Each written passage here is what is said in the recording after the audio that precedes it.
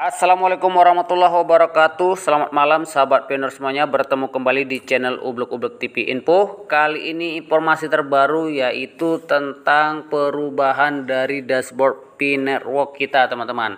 Kita sudah melihat foto Nicholas Kokkalis dan di sini intinya yaitu adalah untuk memberitahukan kepada semua pioner bahwa perubahan setiap waktu bisa saja terjadi dan informasi setiap waktu juga bisa terjadi.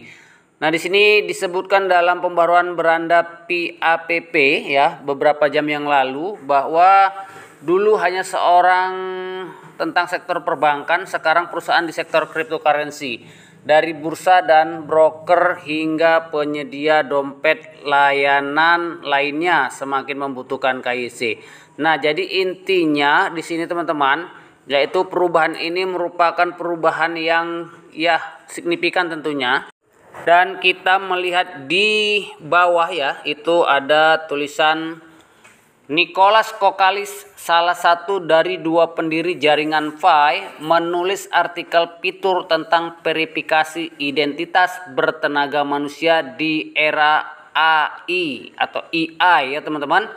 Nah, jadi Nicholas Kokkalis ini merupakan seorang yang pertama yaitu membuat sistem KYC menggunakan manusia, atau yang sering kita lihat beberapa tahun ini yaitu tentang KYC menggunakan validator. Jadi kalau bukan manusia sendiri yang bisa mendeteksi apakah itu manusia atau robot.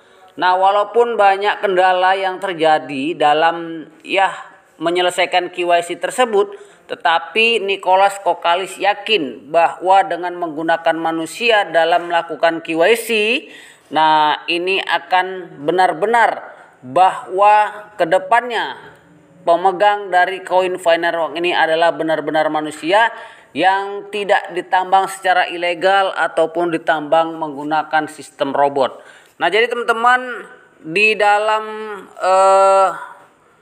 keterangan ini bahwa kita diminta untuk membaca membaca beberapa artikel yaitu verifikasi identitas bertenaga manusia di era AI komunitas, dan terutama komunitas digital membutuhkan orang, tapi bagaimana Anda bisa membuktikan kemanusiaan mereka dalam skala besar. Nah, seperti yang saya sampaikan tadi ya. Jadi mulai dari pengguna akhir dan pengembang hingga penambang dan validator, namun menciptakan komunitas yang berkembang dan bertahan lama membutuhkan keterampilan dan sumber daya yang signifikan. Jadi bisa menggunakan waktu yang lama tetapi signifikan ya teman-teman. Artinya teruji lah seperti itu.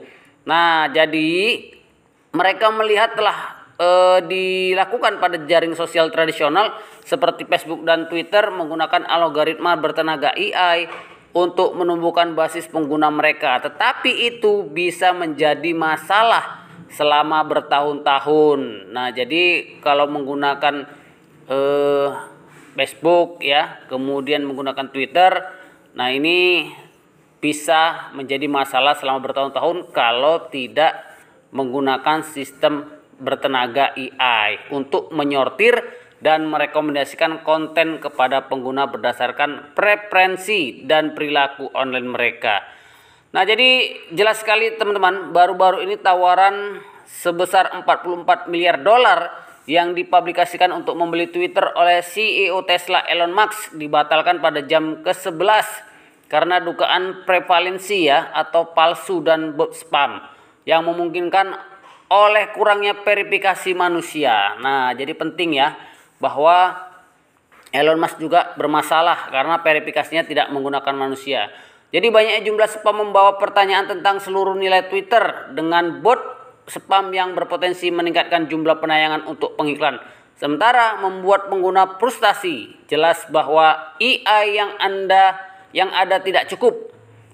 Insiden ini menyoroti pentingnya memverifikasi pengguna. Nah, jadi jelas sekali KYC ya, dari mulai penanganan data pengguna hingga implementasi KYC ke yang mengenali Anda. Jadi yang mengenali kita itu adalah manusia sendiri, mewajibkan lembaga keuangan untuk melakukan pemeriksaan identitas dan latar belakang rutin pada klien mereka sebelum menggunakan platform. Nah, sayangnya biaya KYC bisa menjadi penghalang bagi banyak startup dan kripto. Tetapi di Pi Network menggunakan KYC dengan cara membayar satu fee ya, teman-teman. Setelah mempertimbangkan banyak faktor mulai dari jam manual dan perekrutan staf hingga harga alat kepatuhan dan penerapan. Maka dari itu ya, tarif KYC yang dikurangi dari diiklankan secara umum sebesar $1,49 hingga $2,05 per pengguna. Solusi ini tidak dapat diskalakan atau hemat biaya untuk mengumpulkan basis pengguna yang besar. Nah, jadi KYC masih menjadi permasalahan utama ya dalam mempecahkan sistem yang di skala besar. Dan mengatasi dilema KYC ini, Core Team terus berupaya untuk meningkatkan kemajuan dalam melakukan KYC para perintis seluruhnya. Mereka percaya desain yang berpusat pada manusia dan teknologi yang dapat diskalakan akan memungkinkan masa depan Web 3 yang memberikan kompensasi yang transparan dan adil kepada pengguna sambil mempertahankan anonimitas ya, pribadi, kepatuhan hukum dan lain sebagainya.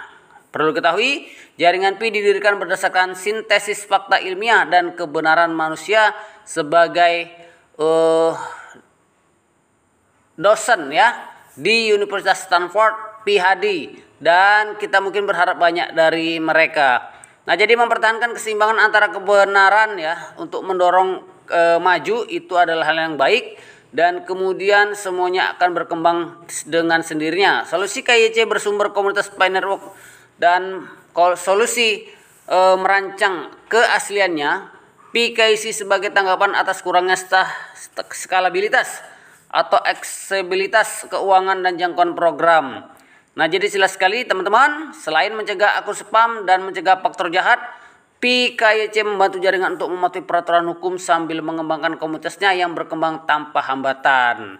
Nah, jadi jelas ya teman-teman bahwa sulit bagi pengusaha manapun untuk mengetahui apakah atau kapan proyek mereka akan berhasil, dan itu berlaku untuk kita semuanya. Nah, ini jadi penjelasan Nicholas Kokalis tentang KYC ya teman-teman. Ini sangat penting sekali bahwa ini bukan KYC sembarangan seperti KYC yang ya terjadi pada aplikasi lain. Oke teman-teman, mudah-mudahan ini informasinya bermanfaat buat kita semuanya dan sampai berjumpa kembali.